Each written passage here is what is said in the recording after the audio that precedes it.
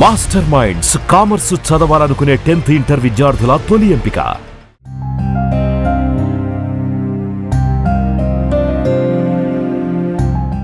Syria రాజధాని డమస్కస్లో దారుణం చోటు చేసుకుంది. సోమవారం చర్చిలో ప్రార్థనలు జరుగుతున్న సమయంలో ఆత్మాహుతి దాడి జరిగింది. ఈ దాడిలో ఒకరు కాదు, ఇద్దరు కాదు, ఏకంగా 19 మంది మరణించారు. మరో 53 మంది తీవ్రంగా గాయపడినట్లుగా వార్తలు వినిపిస్తున్నాయి. ఈ ఘటనకు సంబంధించిన దృశ్యాలు ఇప్పుడు ప్రతి ఒక్కరిని కంటతడి పెట్టిస్తున్నాయి.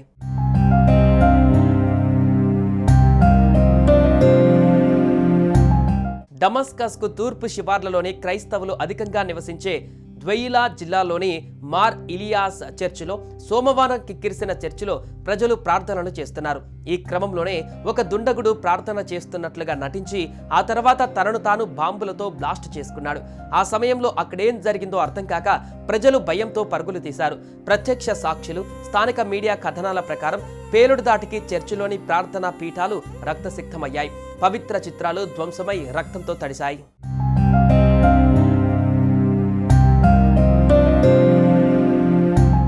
ఈ ఘటన జరిగిన వెంటనే స్థానిక ప్రజలు పోలీసులతో పాటు అత్యవసర సేవల సిబ్బందికి సమాచారం ఇచ్చారు. అధికారులు వెంటనే అక్కడికి చేరుకుని క్షతగాత్రులను డమస్కస్లోని ఆసుపత్రులకు తరలించారు. ఇక ఈ దాడిలో తీవ్రంగా గాయపడి చికిత్స పొందుతున్న వారి పరిస్థితి విషమంగా ఉందని వైద్యులు వెల్లడించారు.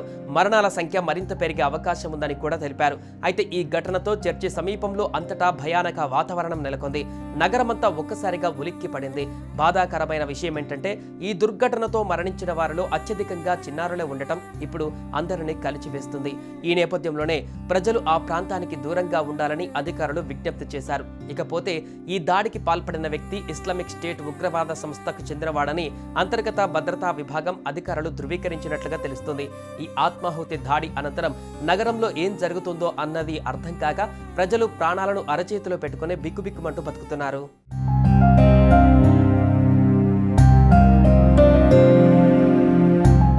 సుమన్ టీవీలో మీ పర్సనల్ అండ్ బిజినెస్ ప్రమోషన్స్ కోసం కింది నెంబర్కి కాంటాక్ట్ చేయండి.